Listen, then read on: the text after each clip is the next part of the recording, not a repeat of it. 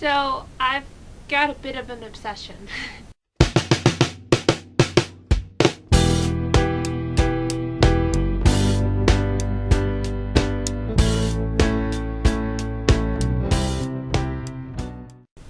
So behind me are a couple bits of my collection. You can't really see it since I'm sitting down now, but you saw in the beginning. This is just a sampling of what I have. The Titanic has been something that has captivated my imagination since I was in 3rd grade. Now I'm not even in school, and it's still a big part of who I am. I went to go see Titanic in 3D today, and I'll do another video about that later. But today is the centennial, 100 years, since a beloved and beautiful ship sank into the Atlantic Ocean.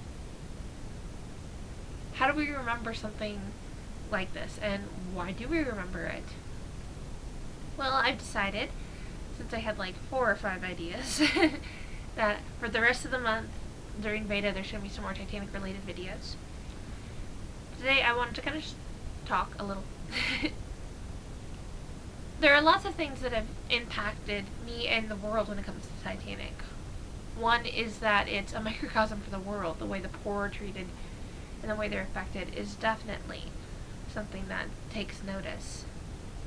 Then there's all the grand stories and all the little ones that have taken a lot of time to find. So today I wanted to talk about one of the little stories. I know I have talked about this on my Facebook, and I even did a little sermon on it when I was in my high school Christian club, and I think I discussed it on here. I'm pretty sure, like 89.9% sure I discussed it on here, but whatever, it's a story that bears repeating. When the sinking was occurring, there was one person that I know of that was going around making the most of every last second. His name was the Reverend John Harper. John Harper grew up in England. He was a person that had issues. He was terrified of water, for one. He had nearly drowned to death in his younger years. And his wife had died not that long before he went on the Titanic. He was taking care of his only daughter, and her aunt was helping as well. In the course of the shake-up of his life, he was offered a new job in America at a Baptist church, and he was really excited.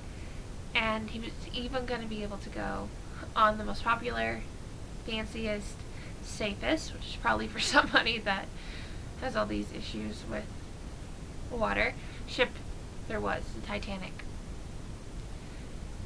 And in the course of that time, obviously, it hit the iceberg.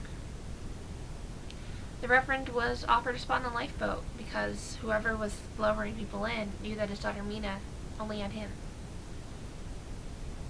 But he didn't take it.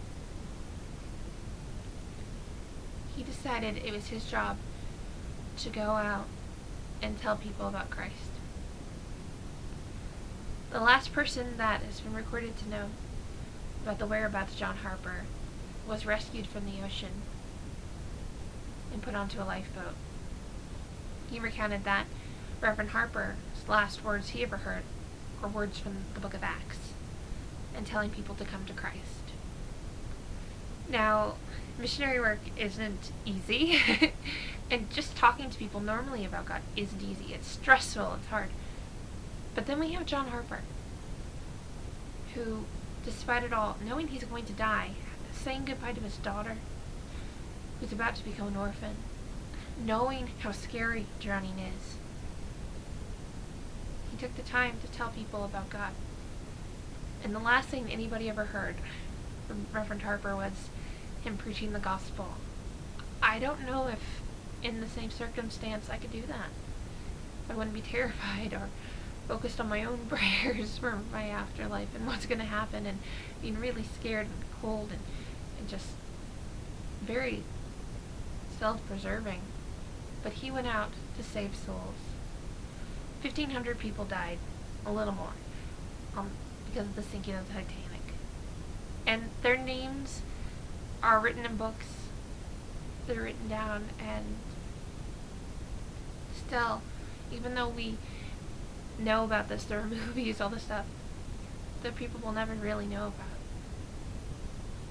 And And so in honor of those 1,500 plus people, let's go tell other people about Christ. And in honor of Reverend Harper, let's do that. And today, a day where we remember what happened on the RMS Titanic, even though it was 100 years ago, and none of the survivors are still here, and their direct family members are pretty much gone, I think we should still remember it, because if we forget the lessons of the past, we're never going to be able to make a stronger future. Let's remember to be prepared in case of danger. I live in Southern California. My church is doing a big thing about earthquake safety. That's something we can do. Wear a freaking seatbelt in the car. So many people get hurt for dumb reasons. Don't text and drive. Don't drink and drive. Little things that people don't take the time to focus on. There weren't enough lifeboats in the Titanic. Let's take that example.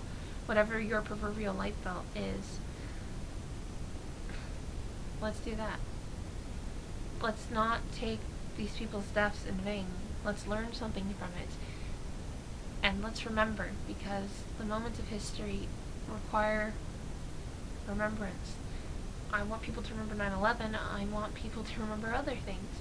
Let's remember the Titanic, and let's keep those memories of those people alive, because they can teach us a lot. Like Reverend Harper, and like the rest of them. Guys, I love you all. God bless. Be thankful for your families today. And I'll see you tomorrow for more VEDA.